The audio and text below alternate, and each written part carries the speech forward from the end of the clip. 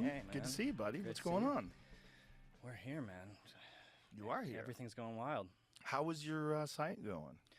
It's going. We're decentralizing as fast as possible, getting it out of our hands so that we need to protect ourselves from ourselves. How do you do that? Tell everybody it's maps. Minds. Minds, rather. Sorry. Minds.com. M-I-N-D-S. I just had Rick Doblin Rick, on. no, I have psychedelics on the brain. I sense kinship with maps. Yeah. Yeah, Minds and maps, the two of them should go together perfectly. We probably should work seamlessly. together. Yeah. So basically, there's protocols and there's platforms. So, Twitter, Minds, other social networks, these are platforms. They're kind of built in the traditional social media style, which is on servers that are, live in huge cloud centers. Right. But there's also protocols. The one that we're working with now is called Nostr, which stands for Notes and Other Stuff Transmitted by Relay. So there's no company owns this protocol. The founder is anonymous, sort of similar to Bitcoin. And what it is it's all about crypto key pairs and signing stuff. So with Nostr, this is all happening in the background on Minds. Every user has a cryptographic key pair, which you can download in your settings. You're the only one who gets the private key. That's your identity.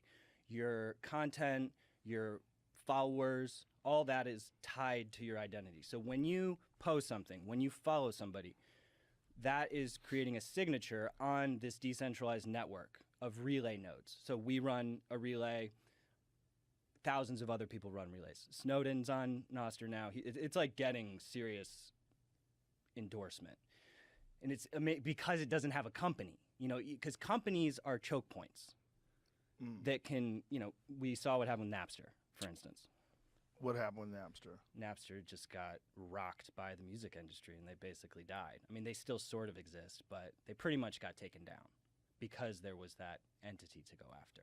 I see. So if they were decentralized, but there was no real decentralization back then, was there? Well, torrents are decentralized. BitTorrents, right. Torrents, actually, and Nostr there's work that we're involved with now on integrating Nostr with torrents so that more heavy files, video, and rich media can be shared over the network. Right now, it's text and links, essentially. What is your opinion when it comes to copyright protection and stuff like that? Well, like if someone has copyrighted material, like say if like NBC has a show and then someone uploads it. I mean, that's illegal. Right. But if it's on torrents, it's like, how do you get it down? You don't. You don't.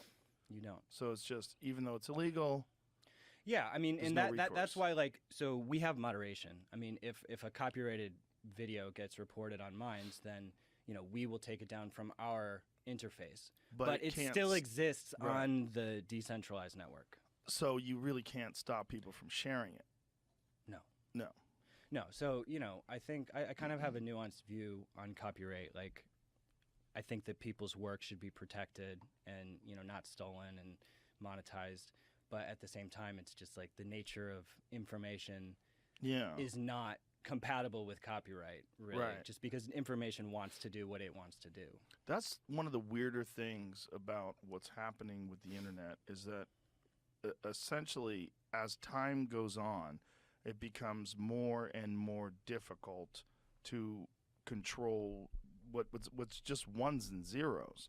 Like as they're out there, the bottlenecks between people and information, they're getting broader. It's getting more and more difficult to stop things. And I think as time goes on, it'll be impossible. I don't think there'll be any stop. I think in the future, like anything, I have a feeling that we'll have zero privacy in the future. I have a feeling that all of this encryption and all this stuff, I think it's all going to be invalid once quantum computing is ubiquitous. I just have a feeling that there's no way you can stop information when technology moves past where it is now to some place where basically anybody could get access to anything at any time. And then the problem becomes, how do you control money when that happens? Because money in a lot of I mean, a lot of it is just ones and zeros, and the only thing that stops you from being able to steal it or transfer it is encryption. When you don't have any more encryption, and anyone kind of has access to anything that's online. So, yeah, I hear you. It does seem like over time technology is working against privacy, and it's that's evolving. That's a better way to put it. So, Yeah. but encryption hasn't been some encryption has been broken, but encryption is still good. It still works, and as quantum computing advances, encryption protocols will advance too. So it's a race, and there are people trying to break it. But I heard the other day you were mentioning the whole thing with Signal and Tucker. Yeah. And so to clarify that, so based on my understanding, Signal has not been compromised. The Pegasus program that you were referring to does have the ability to hack people and get into their device. But once you get into someone's it's actually easier to get into someone's machine or phone than it is to hack the encryption protocol. So if you can get into someone's phone, then you probably can get into their messages. That's what they did. So that's different. That's different than Signal being irrelevant. Right. It's not that Signal's irrelevant, but it's just that the government right now has the ability to get into things no matter what. According to Gavin DeBecker, who's a securities expert, he said all they need is your phone number. Mm-hmm. Signal 1 Pegasus 1 was you needed a link. So someone would have to, that's the whole Jeff Bezos story. Someone sent him a link on WhatsApp. He clicked on that link, bang, all of a sudden they have access to his phone. Right. And you have to be super sophisticated to lock yourself down to avoid that. Like, I'm sure that there are people I know there are people who are probably less victim to something like Pegasus. But sure. Yeah. Probably less victim. But I mean, I guess with a guy like Jeff Bezos, he probably has someone scan his phone all the time. But I wonder if they could even detect Pegasus at this point. Yeah. And if we know about Pegasus, too, how do we know if there's a Pegasus 3?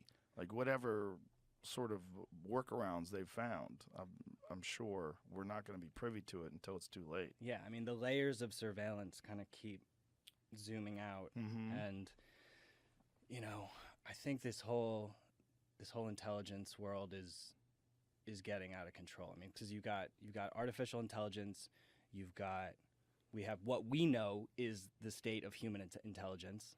We then have what is speculated to be potential non-human intelligences,